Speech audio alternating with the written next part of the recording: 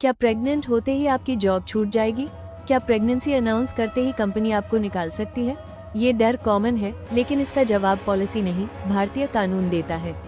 Maternity benefit act 1961 Bharat का मुख्य कानून है, जो प्रेगनेंसी और मदरहुड के दौरान महिला एम्प्लॉइज की हेल्थ, सैलरी और जॉब सिक्योरिटी को प्रोटेक्ट करता है। ये लॉ 2017 में अपडेट हुआ और 2026 में भी पूरी तरह लागू है। सबसे पहले समझते हैं ये लॉ किन पर लागू होता है। अगर किसी एस्टेब्लिशमेंट में 10 या उससे अधिक एम्प्लॉइज काम करते हैं तो यह एक्ट वहाँ मैंडेटरी है। Factories, mines, plantations, shops, commercial establishments और गवर्नमेंट ओन्ड ऑर्गेनाइजेशंस सभी इस लॉ के दायरे में आते हैं। ये प्रोटेक्शन सिर्फ गवर्नमेंट जॉब्स तक सीमित नहीं है। ये लॉ सिर्फ परमानेंट एम्प्लॉइज के लिए नहीं है। परमानेंट, टेम्पररी, कंट्रैक्चुअल और पार्ट टाइम विमेन एम्प्लॉइज सभी इसके अंतर्गत कवर्ड हैं। हालांकि जो महिलाएं ESI एक्ट 1948 के तहत कवर्ड हैं, उन्हें मैटरनिटी बेनिफिट ESI स्कीम के थ्रू मिलता है, इस एक्ट के अंडर नहीं। Hello everyone and welcome to our channel EDP services. Maternity benefit पाने के लिए एलिजिबिलिटी कंडीशन भी क्लियर है। महिला एम्प्लॉय को एक्सपेक्टेड डिलीवरी डेट से पहले लास्ट 12 मंथ्स में कम से कम 80 डेज काम किया होना चाहिए।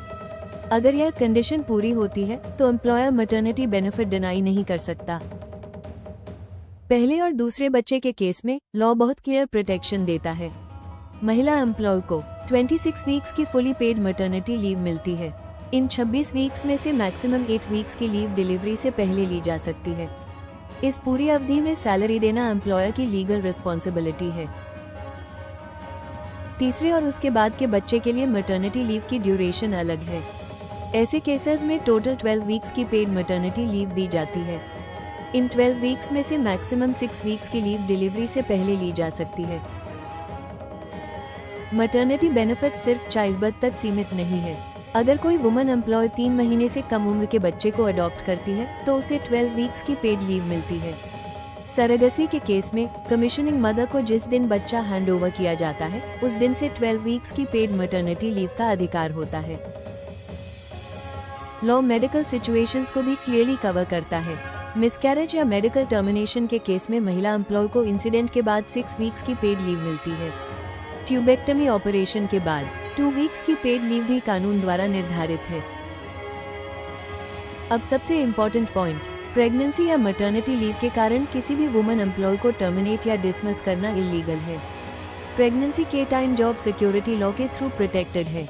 सिर्फ ग्रोस मिसकॉन्डक्ट के प्रूवन केसेस में हाई एम्प्लॉयर एक्शन ले सकता है, वरना टर्मिनेशन कम्प्लीटली अनलॉफुल है।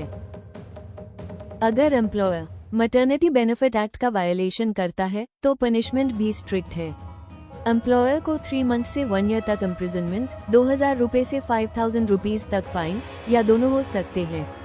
इसलिए मैटरनिटी कंप्लायंस चॉइस नहीं, लीगल ऑब्लिगेशन है।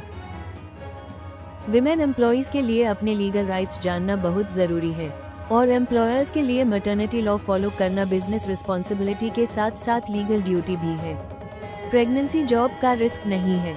लॉ के साथ जॉब सिक्योरिटी एक लीगल राइट है। अगर आप चाहते हैं कंप्लायंस टेंशन जीरो हो, HR कॉस्ट कंट्रोल में हो, बिजनेस स्केलेबल हो, तो EDPS के साथ HR आउटसोर्सिंग चूज कीजिए। Thanks for watching this video. अगर यह वीडियो आपके बिजनेस से रिलेट करता है तो इसे लाइक करें और अपने नेटवर्क के साथ शेयर करें और सब्सक्राइब करना ना भूलें। HR और पेरोल अपडेट्स के लिए हमें फॉलो करें।